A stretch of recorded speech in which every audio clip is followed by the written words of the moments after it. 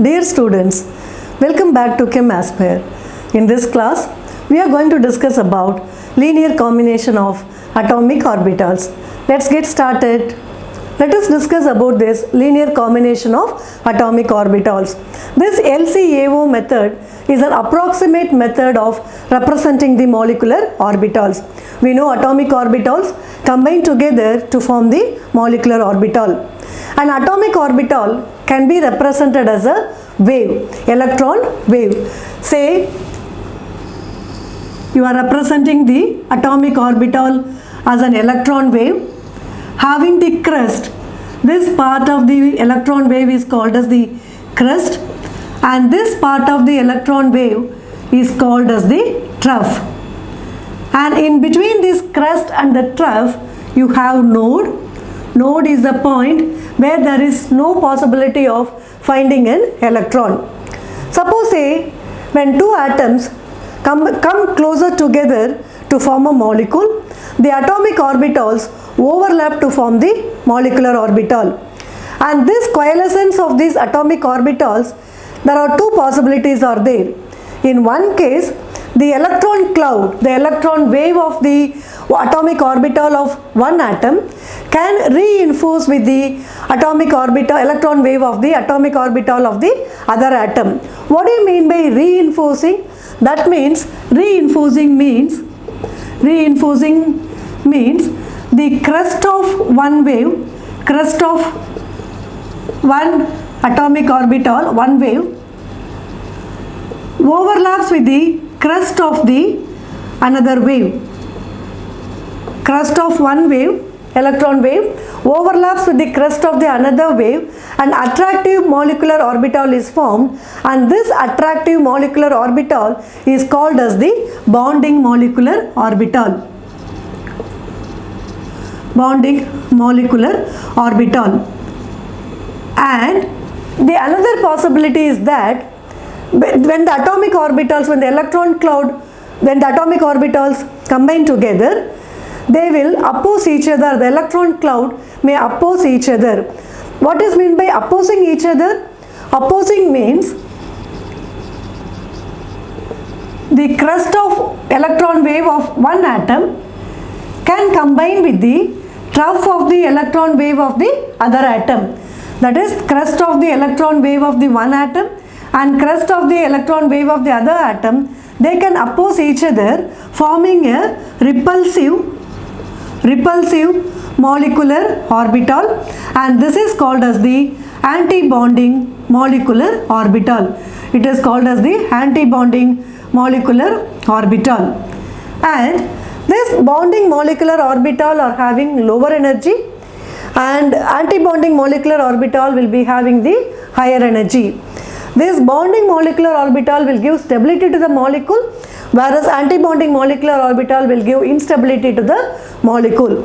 In the case of bonding molecular orbital, the electron density will be more in between the nuclei, whereas in the case of anti-bonding molecular orbital, the electron density will be less between the nuclei. The another important thing is that in the bonding molecular orbital, each electron of the bonding molecular orbital, they will contribute to the attraction between the nuclei, whereas in the case of anti-bonding molecular orbital, the electron will lead to the repulsion of the combining atoms. And you know, these atomic orbitals are represented by bonding molecular orbitals, or represented by del, pi and sigma, del and sigma, pi and del, whereas anti-bonding molecular orbitals are represented as sigma star, pi star and del star. Now let us apply this LCMO method to a simple molecule like hydrogen. Let us consider a hydrogen molecule is formed between two hydrogen atoms.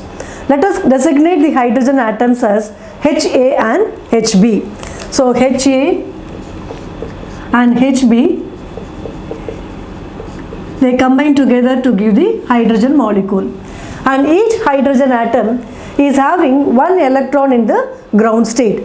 So in HA it is 1s1, and HB we have one electron in the ground state, and the wave function of HA is represented as psi A and the wave function of HB is represented as psi B.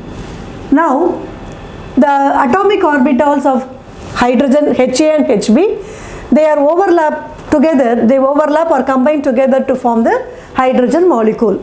So, let us see the molecular orbital diagram of this hydrogen molecule.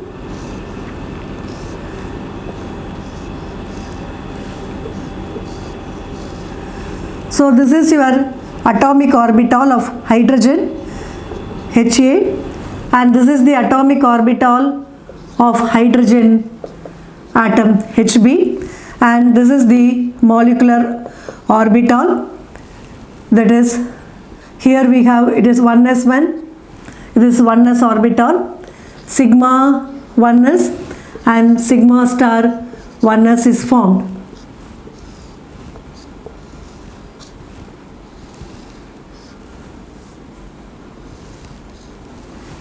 Right? So here in HA we have one electron and in HB we have one electron and they combine, when they come closer together these atomic orbitals overlap and in the bonding molecular orbital in sigma 1s we have 2 electron and there is no electron in this sigma star 1s orbital. So this is called, this is your bonding molecular orbital and this is your anti-bonding molecular orbital. Now this bonding molecular orbital is formed by the addition of the wave functions of HA and HB. So psi molecular orbital is equal to psi A plus psi B.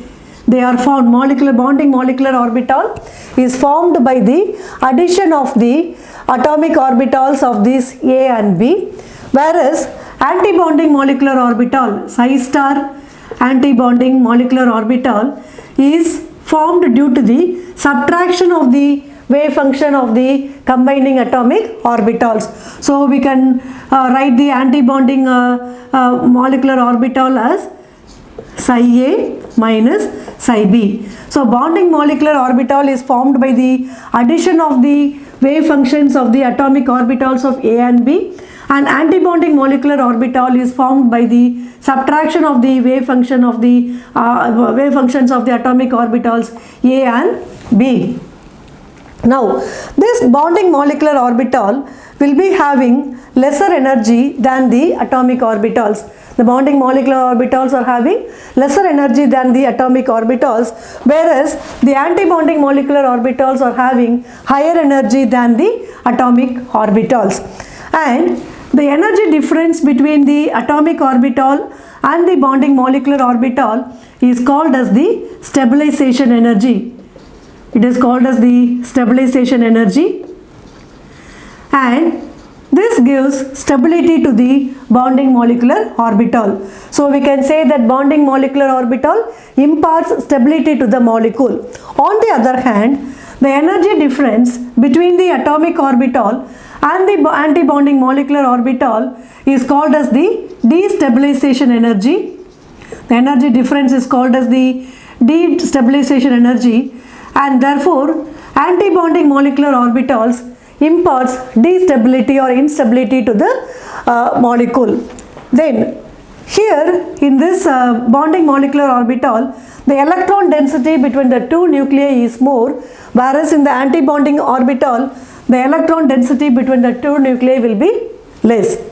And another very important thing is that every electron of the bonding molecular orbital will contribute to the attraction between the nuclei of the combining atoms, whereas in the case of anti-bonding molecular orbital, the electron will give repulsion to the combining atoms. Then we know that bonding molecular orbitals are formed by the overlap of same sign, lobes of the same sign, whereas anti-bonding molecular orbitals are formed by the overlapping of the opposite sign. Here we have listed out the differences what we have discussed now. Bonding molecular orbital possess low energy, anti-bonding high energy. They have bonding molecular orbitals have high electron density, they have low electron density. Bonding molecular orbital imparts stability to the molecule, it imparts instability to the molecule. and bonding molecular orbital, every electron contributes to the attraction. Here every electron contributes to the repulsion. Here they are formed when the lobes of the combining atoms have the same sign. They are formed when the lobes of the combining atoms have different signs. And there is some conditions for this LCAO, under what condition these atomic orbitals will combine. So there are three conditions which has to be borne in mind in this LCAO method. The first one is the combining atomic or conditions for LCAO conditions. The first condition is the combining atomic orbitals should have same energy. We have already discussed in molecular orbital theory that only when the combining atomic orbitals have the same energy, then molecular orbital combination can happen or overlapping can happen and leading to molecular orbital. Say for example, 1s orbital can combine with 1s orbital, whereas 1s orbital cannot combine with the 2s orbital, because 2s orbital will be having more energy when compared to the 1s orbital. So this is the first criteria. Second is like the combining atomic orbitals should have a same symmetry. So let us take the example of 2p orbitals. So there are three 2p orbitals like 2px, 2py and 2pz. So 2pz can combine with 2pz, but 2pz cannot combine with 2px or 2py. So the second condition is should have the same symmetry. The combining atomic orbitals should have the same symmetry. So that is the second condition, right? The third condition is the extent of overlapping of the atomic orbitals should be maximum. When the two atomic orbitals are overlapping, the magnitude of overlap should be maximum. If the overlapping is maximum, then it will be giving a more stable compound. So extent of overlapping should be maximum.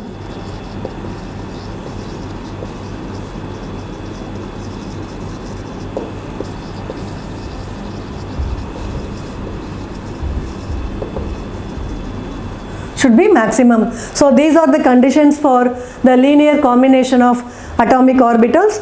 Dear students, I hope that you might have understood about this linear combination of atomic orbitals. We have explained with a simple example of hydrogen molecule, and we have also studied about the differences between bonding molecular orbital and anti-bonding molecular orbital, and we know the conditions for LCAO. That's it for today. We'll see you in the next class. Thank you.